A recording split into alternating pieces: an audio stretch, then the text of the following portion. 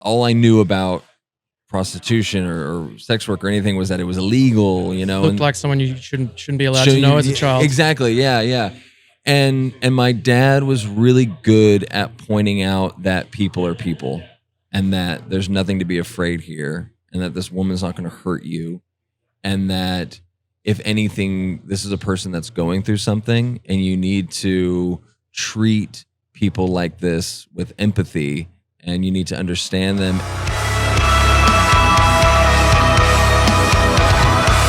Hey, how you doing? My name is Lachlan Watt, and music is my life. I am recording this at 4 a.m. in almost as much of a zombie-like state as I was when I recorded the chat I'm about to share with you, because I have committed to treating the consistent release schedule of this podcast as an imperative. And I've had a totally cooked time with this edit following a 10-hour battle against a Windows 11 update I foolishly clicked yes on when I had to restart anyway, which absolutely bricked my video editing capabilities. So before we get into it, I'd like to say a huge fuck you to Microsoft for enshittifying all of their once great products. And also I'd love to give a huge thank you to my mate and fellow Deafheaven sweater, Mitch Golding, for all the technical support that has got me through this whole Windows situation without needing to throw myself out of one. But anyway, this week's episode is with my friend and Deafheaven vocalist George Clarke, and it took place in a bizarre location. A gym inside the BEC Arena in Manchester, where I travelled for our Damnation Festival last month. I think external media wanting to come and set up camp at the festival was a bit of an unusual move, but basically I wanted to treat myself for reaching 1 year without alcohol and decided that going overseas to see some incredible music and record some podcasts would be a really good way for me to do that for some reason. But yeah, if you know me, you know that I think that Deafheaven absolutely fucking rule and that they're one of my all-time favourite bands. I met the guys on their first ever Australian tour in 2014, and my old radio show, The Racket, presented their second tour a couple of years later, and I've spoken with George several times for said radio show over the years. I booked them for the cancelled Dark Mofo in 2020, and following a few more years of COVID shenanigans, we weren't able to make good on that until they played Sunbather in full at the 2023 edition of the festival. And I was also lucky enough to go on tour in support of them on the East Coast states surrounding that visit with my band Run. So George and I have plenty of shared history, but rest assured that is not the focus of this chat. He has about 7 more years on me than I do on my sober journey, so we got stuck into that topic. We also talked a ton about their latest record, Lonely People with Power, how it all came together, what the artwork and the name all means, and how he sees the release in relation to the rest of their legendary discography. I've got 6 more podcasts from Damnation to come, with members of Portrayal of Guilt, Garia, Conjurer, Author and Punisher, Corgons, and Pupil Slicer. So please do me a solid and follow or subscribe to the podcast if you'd like to check those out. My name is Lachlan Watt, music is my life. Now let's get into my conversation with George from Deafheaven. Cheers.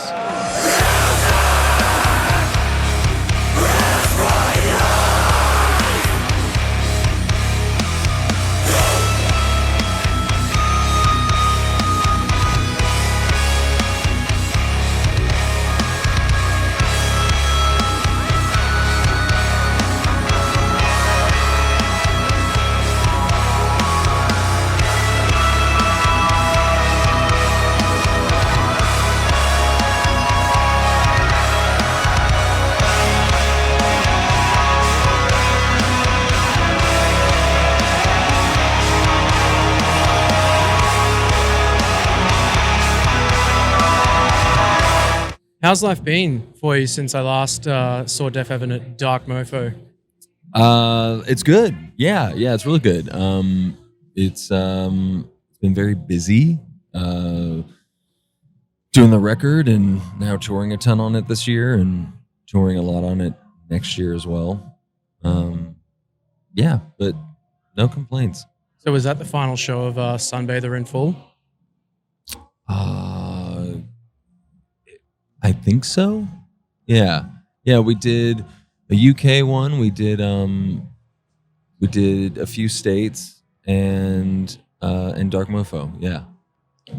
Did you start to get tired of playing that album in full at all, or is it still fresh and fun to play? It's always fun to play because it's always nice to have people who either really love the record from when it came out or were unable to kind of experience it when it came out originally. And so for them, playing it is really fun. For me, it kind of that connection is what ends up making it exciting and important. As far as the actual songs go, it's cool. Yeah, it's great. But I'm never like, yes. Yeah, can't wait to play that again. yeah. I mean, to be fair, we play a lot of it as part of our normal set anyway. But yeah, doing songs like Vertigo and Bringing Back Pecantry were really nice. What's the set list like for this tour? This tour is mainly new album focus. That's probably 80% of the set, and then we've just sprinkled a few classics also. Yeah, so back at Dark Mofo, I think you told me that the new record was going to be like a mix of Infinite Granite and Sunbather. And then the first single came out and I was like, this sounds like New Bermuda. And I think it's kind of like a bit of a mix of all the records, right? Yeah. I think, I think it was kind of the first time that we looked at our own catalog and really assessed what we thought worked and what kind of experiments we could, do away with, and wanted to create a more refined version of all these different things that we've kind of sprinkled throughout the years. And yeah, I think initially my thought was just in the way that the songs were going, because I think we had written some of Winona and we had written some of Heathen, that Sunbather, Infinite seemed to be kind of the general direction. And then I think afterward we took a bit of a heavier turn, and and it just came out the way it did.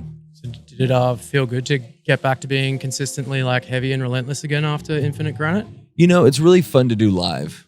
It's preferable to do really high energy stuff the whole time, and even in like the sort of longer instrumental passages, I find that us on stage are still pretty amped, and it, I don't know, just personally, it makes it like more enjoyable. So did you find Infinite Granite maybe didn't have as much staying power as a live experience, or? I think that if we had continued making albums like it would have developed more on the live side. And I think that we probably would have found a stride that we really liked. We did like playing those songs live, but I think just because of our history and because of where we normally situate ourselves, there was something a bit unnatural. I think for Deafheaven, its primary purpose is like a vehicle for intensity. And I think we were all kind of holding back a lot during the Infinite songs. And I am just not that measured of a person. I think I need my hour of freak out. Yeah. And so yeah, it's just more comfortable. Yeah, to be screaming. Yeah, and to be kind of losing it. Yeah, and not so calculated, which singing really requires. Yeah. So I think that would take like a very different energy, right, from you to be focused on trying to hit all the right notes like live. Yeah, and sometimes I would be really locked in, and other times I would be, I would get that buzz, and that buzz throws that whole idea out the window. I think it takes a lot of experience to control that type of restraint, and I don't know. I think, like I said, if we had continued going down that path, I would have found it. But in the couple of years that we toured that record, it just I think we all kind of realized, like, while this is great and we really enjoy making this kind of music, it's much more of a fun experience to translate the heavier stuff live. Do you think it will be like a kind of palate cleansing sort of experience that you might look at repeating in future? I'll never say never, and given how like ADD we tend to be with music making, it's definitely, a possibility. But at the same time, considering where we're at now, how we're feeling about this cycle, how we've been feeling about these shows, I anticipate this continuing. So it feels better than the last cycle? Yeah, I think so. Yeah, just more confident. It's also, we put out that record and we're touring that record kind of at the second half of the pandemic, and restrictions were easing, but not all the time. And it was kind of a back and forth, and people were more reluctant to be in crowded public spaces, and every night, there would be like a certain amount of tickets sold, and then the night you get there would be a percentage of like drop off of people that, like, though they purchased a ticket, decided not to come, Or they either got sick or something. because they're sick or they have anxiety about getting sick or something like that. So I think there was multiple contributing factors. But all this to say, that era had a lot of uncertainty around it, and this year has felt much more confident and just self-assured. Yeah, nice. I've always, I guess every Deafheaven album seems to really connect with me on a different emotional level depending on what I'm going through at the time. And there's been some points in my life where I've been in a really dark spot or whatever, and like the record will be the perfect kind of remedy for me at that time. And I think at the time for me as well, like Infinite Granite, like coming out of the pandemic and coming out of cancer treatment, it was kind of like a real nice sort of breath of sort of fresh air and just like a real cleanser. I appreciate that. Yeah, and it was for me too. I mean, I think for the band, for all of us, it was a real necessary step at the time. It's something I'm really proud of, but certainly took a lot of work and came out at a strange period in the world. Yeah, and Lonely People with Power, I'm really loving it. It is a great record, but I don't know if this is like a weird, just I don't know, thought that I've had, is that because I think I'm more settled and confident and just like less troubled in life. I have not connected with it in the same kind of like visceral way, but I'm really enjoying it, and it is super powerful and confident and sick. But like, it's a strange thought to kind of look back on your catalog for me and identify like the albums that meant the most to me were when I was the most sort of fucked up. Yeah. And I think that's just part of maturity. I think that's both of us kind of growing up, because I feel the same way. I think that for earlier records, everything was pure emotion and really kind of overwrought and very dramatic. And while those things are still present, I think I can kind of step out of them and I can, calculate a bit more, and even like in like the vocal delivery and stuff, it's a lot more like considered, and I think the lyrics are very considered, but at the cost of maybe that sort of overwhelming emotional frenzy. And I think that's just something that's come with age, where I'm not so like, because I'm the same way, I'm not like so up and down anymore. It's a steadiness that I think kind of shows through. Yeah, so you've mentioned that it is your favorite Deafheaven album. You think that is still the case? For me, I think it might be. And I think not only because of the album itself, but more also the place that we are in. I don't think we've been in as good a place ever. Like just in terms of the band's career? Well, in terms of how we get along with each other and how the machine goes and how, it's fluid and we're really surrounded by a lot of positive energy, and there's a lot of positive energy within the band, and the live show is more fun than it's ever been. And so for me, I think a lot of that's a contributing factor. When I think about this album, I think about us as people as well. And it does become kind of my favorite. It's definitely my favorite era of the band for sure. Yeah. What would you like sort of rank the other records in terms of looking back on your catalog?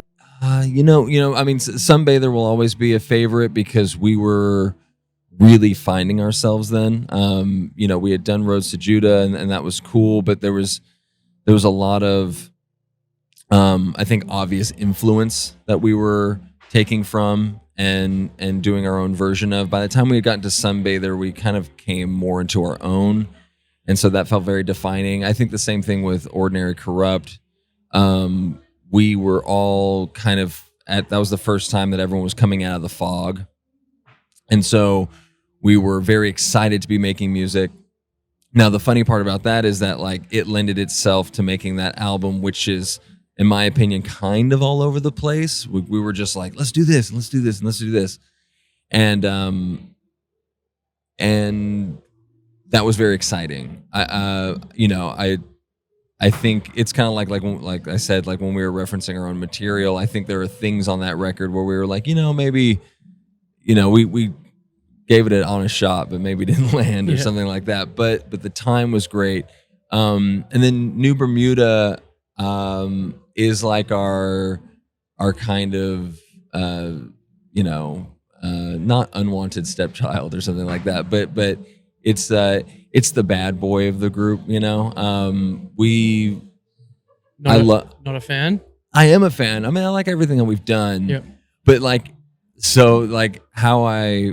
how I view the band right now, and how the band, like the state that the band is in making this record, it was like the exact opposite for making that. So even though I do love the songs and we still play them and they're high energy and really fun, the making of and us as people at the time were like just it was insane. So I don't like associate it necessarily with like good feelings. Right. Yeah. So how would you describe the state of the band going into Lonely People with Power and the state of you as human beings, perhaps in comparison to how things were back then? Well, I think two things. I think, we were at this point kind of further into sobriety and further into adulthood, and I think just kind of understood ourselves a little bit better. I think like that up and down thing that I was going through that kind of ceased for everyone. And also the experience doing Infinite Granite, which ended up being sort of a polarizing album for our fan base, kind of humbled everyone, to a degree, where I think for the first time we kind of thought like, oh, like even though I'm proud of this and what have you, this thing that we've grown and cultivated could go away. And there was this like real humbling feeling about that, like you are not invincible, and doing what you want to do and being like really like bullheaded about it is great, but like those that thinking and those and that way of being can have its consequences. And I think that was just sort of that lended itself to this, again, more like relaxed, more considered writing process that happened for Lonely People. And as far as New Bermuda goes, I mean, God, who even knows? We were like literally psychotic. I mean, like all a bit of a haze that you can't really remember super clearly. I remember a lot of it. The stuff I remember was very stressful. I mean, I remember like we wrote Brought to the Water. We went out to this house in the desert and we spent a week and a half, 2 weeks or something other. And let's just say we got like no songwriting done. It was like, it was a real intense party with like 5 people and, kind of fun, kind of a good time, but also a huge waste of time. Yeah. And just, I guess all to say that music making at that point didn't feel like the priority that it should have been, especially coming after Sunbather, It's strange that like pure hedonism perhaps like led to the most bleak and brutal Deafheaven record. Yeah, I think when the psychotic parts weren't happening and we had like our time to ourselves to reflect on all the going ons, you know, yeah, it was quite depressing. You know, I think when you're in the throes of addiction, there is a piece of you that understands what is happening. I don't think you're ignorant to your own situation. Yeah. I think you can Deep down, you know you're a piece of shit. Yeah, yeah. Or you can just see around and be like, oh, like no one else is doing this. It's just me. I'm the lunatic in the room. And it's depressing and it hurts you and you feel loathsome. And yeah, I think all of that really showed itself in that album. Yeah, so I was listening to there's a sobriety podcast that I listen to pretty regularly. I was listening to it for a couple of years before I decided to take the leap myself. But Sure. he was talking the other day about how like the universe will give you a tap on the shoulder, then it'll give you a little nudge, then it'll give you a little shove, and if you don't like acknowledge it by then, it's going to turn around and fucking just punch you square in the nose. And once it punches you square in the nose, it's like you have your opportunity to turn it around, or you ignore it and the next punch could be fatal. Sure. And I think that's a great way to describe it. I think that, yeah, I definitely got a lot of universe taps. Yeah. And I think that collectively, we're all extremely lucky that nothing more serious happened because we often put ourselves in very serious situations. So you were telling me before it's 8 years sober now? Almost. Yeah. Just a few months shy, or 1 month shy. Yeah, it's great. It's great. Has it, what's been the most difficult sort of phase of that? Has it gotten hard like years down the track, or was it just the first kind of year or so that was tough? Yeah, I think just the first, you know, for me, it was the first tour. I had, you know, maybe 7 months, I think. And I associated touring with partying so much that the first one was difficult. I think it's actually gotten easier since then. I think in part because my circle has changed so much and I'm really indebted to all of the positive reinforcement that I kind of surround myself with. And so I feel like it's sort of like in the old days, we always really felt like it was us against the world, you know? And it's that same feeling, but with goodness. It's like an inverse. Yeah. Where you're like, oh, cool. It's like our little gang here is on the right path, you know? And I think that makes it, simpler. Did you find you lost like any friends, or do you ever feel like you missed out from that lifestyle change? No, not at all. No. In fact, I didn't lose any friends. I mean, like, I think that everyone that even people I partied with were like, oh yeah. Yeah, he's doing the right thing. Oh yeah, like I'm not surprised, you know. So you think it's permanently the way for you now? You'll never go back? I think so. You know, again, I hate to be a guy that deals in absolutes. Yep. But considering the likely consequence of, you know, going back, I think I'm good right now. Yeah. Sure.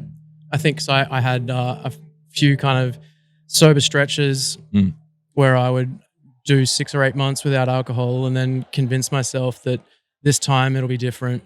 Yeah.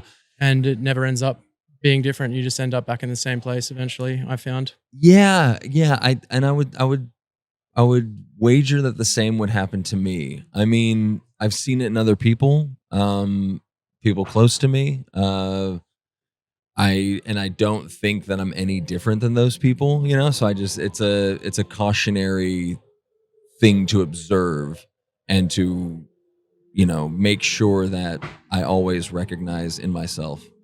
So you never had any, like, never dipped your toe in the water with it. It was just like, you know, a complete change out of the blue, so to speak. Literally, yeah. I remember I woke up just that day and was like, I don't think I can do this anymore, you know? And when you know, you know. Yeah. And it's like, and again, like you always kind of know. Yeah. But like when you make the choice, you're like, oh shit, like, okay. Like, and, you know, when you admit to it, it's such a enormous relief. And it's scary. You know, it's both. I mean, like, it gives you a great deal of anxiety initially, but it's also like, it's also, what they call the surrender. You're just like, okay, I clearly what I'm doing isn't right. So what can I change? Did you ever have any like support in terms of like going to AA or anything, or were you just raw dogging it yourself? Yeah. I mean, like I support the program. I don't, I'm not fully in it. I do occasionally go to them. For me though, the community in those circles is hugely important, and a lot of the people that I surrounded myself with were people that are like fully in the program, and I think I just soaked that up, and I really allowed myself to be impressionable, and to set aside, what I thought was the truth and my own ego and all these things, and was kind of just willing to be like, let me see how you do it, and let me try and emulate what you do. And I ended up really loving it. I was like, oh, like I live a life that is surrounded by people who, like, for the most part have it together. Which was never like that. Like all of us were crazy, back then. Like you couldn't find one level-headed person in the room. And now it's just that. And I think that's like, for me, I think that's been number one. Yeah. How did it end up being so like sort of synchronous with everyone sort of figuring their shit out at the same time? I think because 2017 was insane. I think that we all kind of, there was a couple like real episodes that happened that year where we, we kind of walked the line of real danger. And again, it's like you always kind of know. And I think for whatever reason, or for some really strong specific reasons, we were like, this is the time. Yeah. Or else the band's gonna break up and we're all gonna, go further down the hole. Yep. So yeah, I got to apologize. We're day 3 of a tour. I'm on like 3 hours of sleep. We came from Mexico City, and so my jet lag is insane. Everyone I keep seeing today, I'm like, hey, it's like a delayed like response. Yeah, I basically didn't sleep for like 3 days in the lead up to coming here. Got here Wednesday and thought I'm going to beat this by just staying up all night. Like landed in London at 6 a.m. Went to a show that night and like finally got to sleep at like midnight. And then just woke up at 4 a.m. and my little hack didn't work. And I've just been a fucking train wreck ever since mentally. The exact same way. Yeah, I've just been like getting through it. So you did a massive show with Deftones before coming over here? We did, yeah. We did their yearly festival, Dia in San Diego, which was super fun.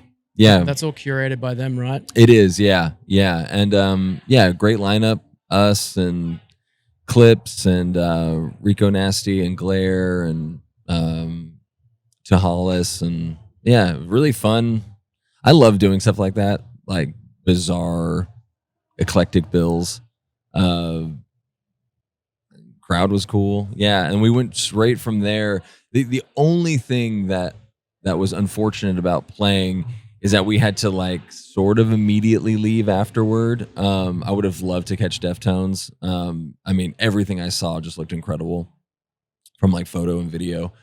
But we had to leave immediately, flew to Mexico City, did a really great festival there as well called Hypnosis with Dino Jr. and Japanese Breakfast and Pavement. And then from there flew to Glasgow. And so Glasgow was the first show and now you're here? Yeah, we did Glasgow, Newcastle, and this is show 3. Yeah. What's your favorite thing about touring the UK? At this point we got a lot of friends.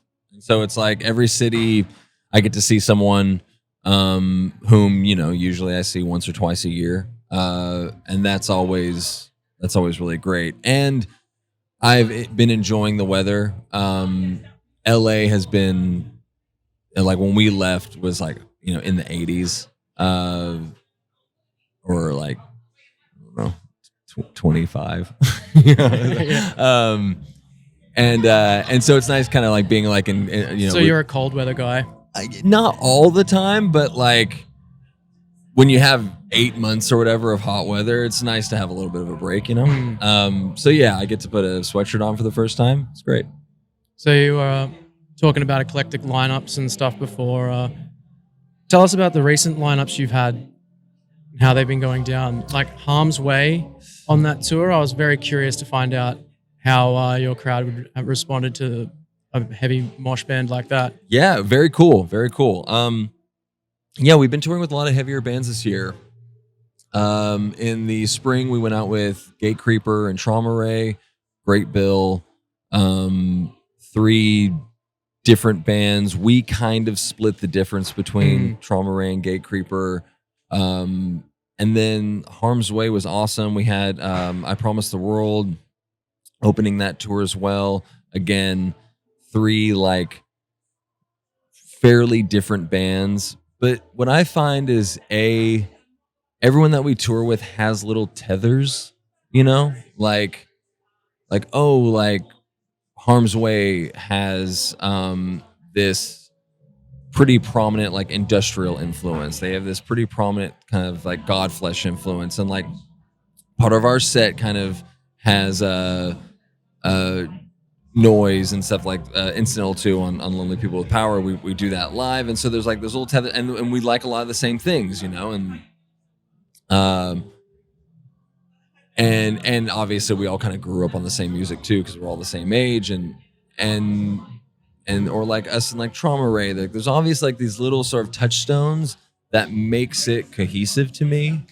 And I think secondly, our audience has come to expect that from us. And so I kind of with pride think that our audience, I think we've cultivated a group of people that are really open-minded and really generous to the people that we tour with. And I always really appreciate that. People, like on the Harm's Way tour, people were showing up early, catching every band. That means a lot. It goes a long way. Incidental 2 is possibly my favorite track, or at least my favorite surprise. Yeah. On Lonely People with Power. Appreciate it. It's fucking sick. Tell me about the collaboration behind that song. Yeah, it's with Jay Matthews from Boy Harsher. I've just been a longtime fan. And I never understood Boy Harsher, sorry to interrupt, until I saw him at Dark Mofo. Yeah. I think it was this year, a few months back, and it just fucking blew me away. They're great. Incredible, man. They're so good. And Jay's amazing. We had like several mutual friends, and we're pretty surprised that we had never met each other. I knew that I wanted someone to monologue, or I really didn't have much of an idea. I just knew I wanted a second voice as part of this thing, and brought it up to her, sent her like a demo that was close but not the same thing as what we ended up with. And she was like, hey, would it be cool if we added a touch of melody here, and we could make it more of like a song, which was great. And so she flew out to LA, and we actually did it in the studio together. Very, very helpful, and a great experience. Yeah. What's with the like the incidental 1, 2, and 3, and how does that play into like the concept of the album? We kind of did this with Sunbather as well. We wanted to create sort of stitch pieces to just enhance the atmosphere and create like a world that the listener would sit in for an hour. I think that adding those things really helps in kind of settling you in, and it's not just 10 tracks of, guitar. It creates like an ebb and flow, and we try and do like our live show the same way. where it's like you're not being beaten over the head the whole time. There's like a real flow to it. And yeah, I think that was the impetus for it. Carrie had all of these ideas, and we just, slotted them in. So is there a narrative structure to the way the album unfolds? Not lyrically, no, but I think that sequencing is always very important to us. And I think that the record needs to flow in a way that feels natural. And like you said, like have Incidental 2 be like a surprise, and kind of sprinkle that in. I just think it's, for like a listener experience, a lot more gratifying. So there's not a narrative flow, but the songs are all sort of like set in the same world, right? Sure. How would you explain the concept of it all? Yeah, I mean it's again it's sort of like our older records. It's sort of this vessel for personal kind of mining. Originally I was considering like the title came early, and I was considering sort of from a historical stance or even like a political stance what people do, how people act in order to amass power, what that means. For me, my assessment was that it really comes from a sort of spiritual void. It comes from a lack of understanding. And I thought, well, everyone in their own lives has an amount of misunderstanding or a lack of understanding. And whether we're aware of it or not, and we take that and we sort of, as we like grow and learn lessons and stuff, like that lack of understanding, that lack of wholeness helps shape our worldview. And so I started thinking about that like in my own life, like, well, if my parents didn't know everything, and if they didn't have if there were holes in their sense of understanding, then how did that influence how they taught me things? If that makes sense. Right. And so a lot of the record kind of deals with like growing up and familial relationships, what you learn from your parents, and just your elders. It could be aunts, uncles, teachers, anything like that, and just how that shapes you. And a lot of it is kind of asking like, why am I the way I am? You mentioned the word political earlier, like Sure. amassing sort of political influence and power. And is that something that was sort of perhaps an original concept that you moved away from a little bit as you sort of started to figure the record out? I think so. Yeah. And just because I write the way I write, and I found that as the lyrics continued, I became more interested in personal experience. And I think that it's very hard to ignore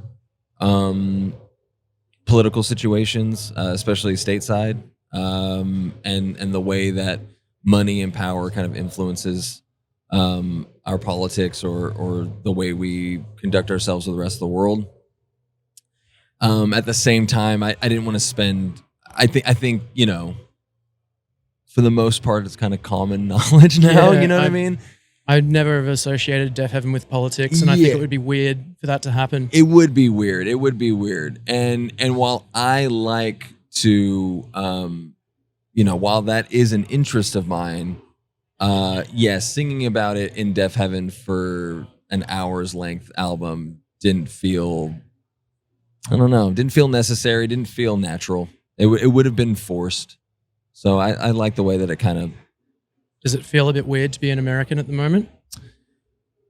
Yeah. I mean, yeah, it has. Honestly, it has for like a decade. Yeah, I think it's been a really kind of troubling decade in a lot of ways, and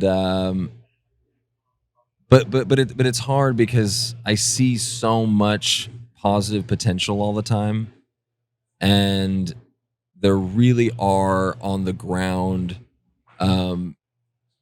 so many great people with good intentions and making positive efforts that like you want to like hold on, you know, or you do feel a sense of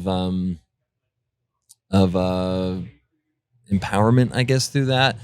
Must have felt like the air shifted over there when Zoran got elected. That, I mean, there you go. Like that's a prime example. We were in the airport, and you know, got the news on the phone, and it does. It's like, okay, this isn't totally shot, you know, like we're close. we're pretty there. We're pretty much there. It's but it's not set in stone. Mm. Yeah, and so I think to survive, you know, and to be as like mentally sound about it as possible, you really have to take in those considerations.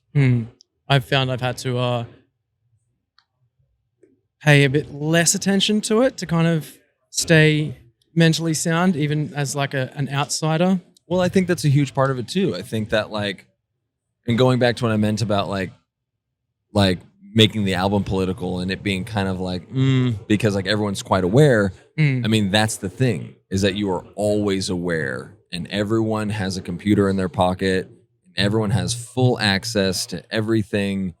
And that includes a lot of,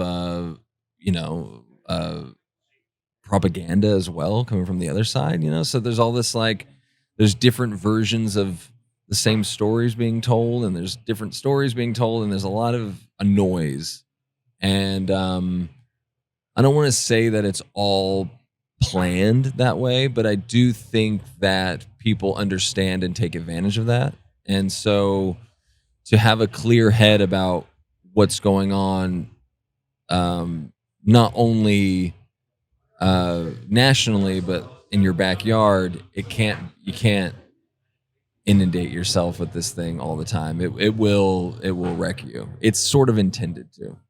Do you use reading as a bit of a means of kind of a salve perhaps on that, or a distraction, or just something else to kind of occupy your thoughts? Yes. Yeah. Reading, hugely important. Music, hugely important. Romance, hugely important. And finding romance. And I find that is the romantic side of life. You mean like personal romances, or romances with art? Romances with art, yeah, and just the idea of romance and falling in love with, you know, a flower you walk by, you know what I mean, and like really needing that, and like and not being sucked into the doom machine, you know. I think that books and music and a lot of film and whatever else helps provide that, and it's just necessary. Yeah, the album cover looks more like a kind of literary cover of sorts than I suppose like a metal album cover. It's very different. Yeah, and I take that as a compliment. We wanted something that was a bit maybe left of center, and still meaningful and impactful in a way. Really what I wanted to do is have an image that asked more questions than gave answers, and I think that through that lens, we did a good job. Who are the people on the cover? In a metaphorical sense. Yeah. I mean, I suppose the boy is me, and the man is my father, and the woman is a sex worker, and yeah, that's it. Yeah, and sort of like, I suppose, meeting this woman. Yeah. Was she like propositioning your father or something? Or no. I mean, the real thing is that when I was young, my father had a friend who was a bad drug addict and would find, you know, and who would kind of like leave the planet. And Never had a cell phone or anything like this, and this is kind of like before all that anyway. And we would have to go looking for him, and these were the kind of streets that he would hang around. And so we would drive up to women, or rather, this one time we drove up to women to ask if they had seen him, if she had seen him. And I was really terrified, and I was nervous. You know, if I was, all I knew about prostitution or sex work or anything was that it was illegal, you know. Looked like someone you shouldn't be allowed to know as a child. Exactly. Yeah. And my dad was really good at pointing out that people are people, and that there's nothing to be afraid here, and that this woman's not going to hurt you, and that if anything, this is a person that's going through something, and you need to treat people like this with empathy, and you need to understand them, and that this is a huge part of the world. And I always thought that was a really interesting way to teach that lesson. And it's certainly stuck with me, and it's an experience that I've thought about for a long time. And so I thought, you know, it'd be important to write about it. Did you end up finding your dad's friend that day, or? We did. We found him several times. This was kind of an ongoing thing. But yeah, you'd find him for sure. Yeah. So you thinking about much about like what's next, or still just in touring mode?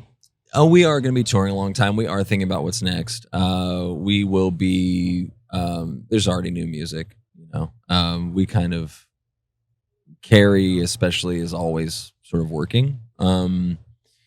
So I am very excited about what's to come musically.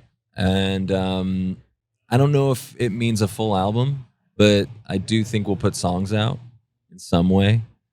And otherwise, yeah, we're just going to be on the road hard. Yeah, because you haven't done like a smaller release since the very beginning, right? It's always been albums and like B-sides. Essentially, yeah. We did like the Black Brick B-side or Kettle B-side or something like that. Yeah, we've never done like a small release. So for me, I think that's kind of exciting, and something that you don't have to necessarily make like fully conceptual. You know, it can just be like, these are 3 songs that rip. Yeah, and you did mention before, like perhaps stepping away from experimentation a little bit. Perhaps doing releases like that could allow you to sort of flirt with it again. Yes, I think you're exactly right. Is that we can try new things without having that full album commitment that's reviewed and discussed and blah blah. I think people can really digest strange ideas if they're presented in a small way. Yeah. This is a bit of a left of center question, but Sure. I've always wanted to know how you ended up with a silver tooth. Yeah, Do you thanks. have a story to tell Yeah. with that at all? Not a great story. Nothing exciting? No. I've had kind of bad teeth. I treated my teeth really bad. In the years that I was partying and stuff like that, you know, they fucking went. And I'd always had trouble with these 2 front ones. We were on tour one time, and a stage diver kicked me in the mouth, and it did something. It like my gums and shit were so diseased or whatever that it like basically ruptured, and my whole face swelled up.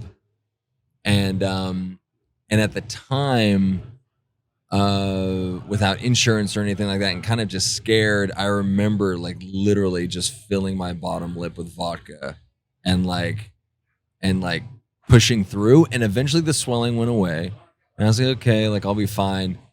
And then I want to say maybe like a year or 2 later, just on its own, it came back. And I went to a dentist, and she was like, this tooth has been bad for a long time. And so I had to get a root canal, and I had to get it yanked. And it was cheaper to get silver than like a replica. And I didn't have a lot of money at the time. Yeah, so I was like, it looks way cooler than anyway. anyway. And I'm happy with it. You know, it's a good decision. But yeah, I was like, oh, I just put it in. But it is funny. People are like, oh, like, you got your tooth capped, and I'm like, no, it's actually my tooth. There's no tooth under there. Yeah. It's not like grills. No, it's full in. Yeah. Bolt of silver in the jaw. Yeah. So that's that. Yeah, a remnant of the past in a way. Nice. So you got another 3 weeks left in Europe after this with Portrayal? Yeah. God, is it 3 weeks? Yeah, 3, 4. We're home December 9th. Yeah, we're out with Portrayal of Guilt and Zerul. It's been great so far. I mean, this is our second time touring with Portrayal. And I love that band to death. Just phenomenal. They're playing today. Yeah, it's good. It's real good. Yeah, I'm keen to check them out. I've never seen them play. Oh, dude, yeah, please. It's nasty. Yeah, it's like real and really like original. I feel like, and just dissonant and weird and cool, and I think they're cool, and all very talented. Yeah.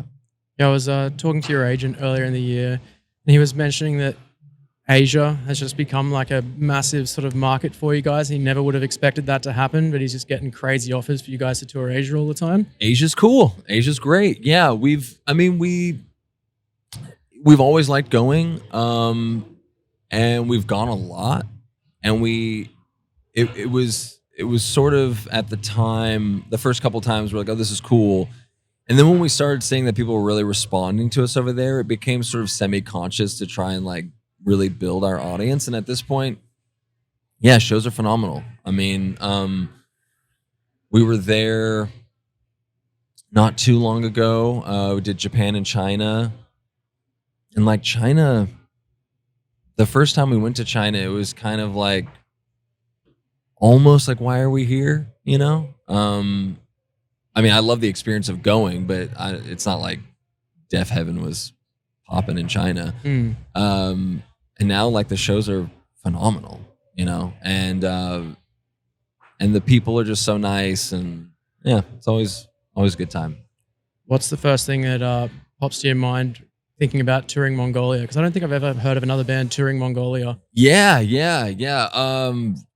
Awesome. Yeah, we did Playtime Festival over there. I want to go back. I think that we, fingers crossed, will.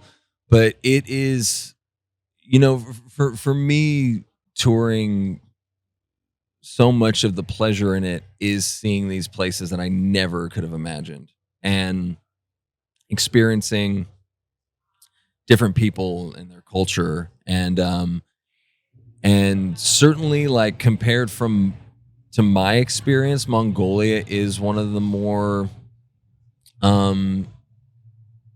alien experiences. But then again, no. I don't know. I go back and forth. It's like people are people. You know what I mean? And so you kind of you do this enough, and you find that we all have like our similarities, but like funny things like in Ulaanbaatar. For whatever reason, I should really look it up. There's probably like a plant there or something, but like 70% of the cars on the road are Priuses. Like they're all Prius. And because not all the roads are paved there, like especially outside the city, like when you go to the festival, you go on highways and stuff, but it's out in this kind of more like rural area. So they lift them up, they jack them up, and they put like big tires on them. So everyone is whipping around in these like jacked up Priuses, and it's so sick, and sounds bizarre. It's kind of bizarre. At first you're kind of like looking around, and you're like, wow, that's another Prius. Like, oh, that's another Prius with like fucking F1, F250 tires on it. Like, that's crazy. And they just control the road, and it's just little funny things like that. But yeah, we had a great time. And again, much to our surprise, the show itself was really amazing, and people responded. So it's just one show over there? It's just a festival. Yeah. Yeah. I'm sure you could probably do club stuff. If we ever got offered, I think we'd say yes. But yeah, Playtime, really, really cool thing that they do there. Nice. So are there any plans in the immediate future to get to somewhere that you've never been before? We're going to Istanbul. on this run, which we've never done before. So like on the way home? It's the second to last show. Yeah, we're in the UK right now. Go over to mainland Europe. We come back to the UK, and then we fly for Turkey and Athens. And we've done Athens before. We've done Athens twice. Love to play there. We were originally supposed to be playing Turkey back in 2020, but lo and behold. So to get to go back is very exciting. Everyone that I know that has played a show there said it's great. So yeah, that's one of them. Sweet. Well, it's getting close to 4, and I've got another chat I'm supposed to do. So, you got anything else to say before we wrap it up? No, this was great. It's great to see you. I'm glad that we got to do this here. I've never done any kind of interview in a gym before. It's surreal as hell. We're in a very bizarre. I don't know. We're on camera. Yeah. Yeah. Oh yeah. Well, and then perhaps it can be seen. See these little guys. There we go. Yeah, it's very funny. And I hope, fingers crossed, that we will come down south. That is my. I keep asking about it, so we'll figure it out. We'll figure it out. Yeah. So looking forward to when that happens. And yeah, good to be here. Awesome. Thank you so much, George. Thank you.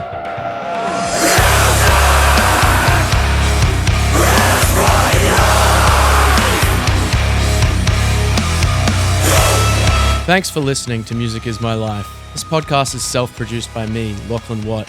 I'd like to thank Audio-Technica Australia for providing the high-quality equipment that has made this possible, as well as Patrick Galvin at Hollowbone Studio for the design. The killer theme music that you are currently hearing was written by the legends TJ Cowgill and Sam Saljuki. Catch you in the next episode.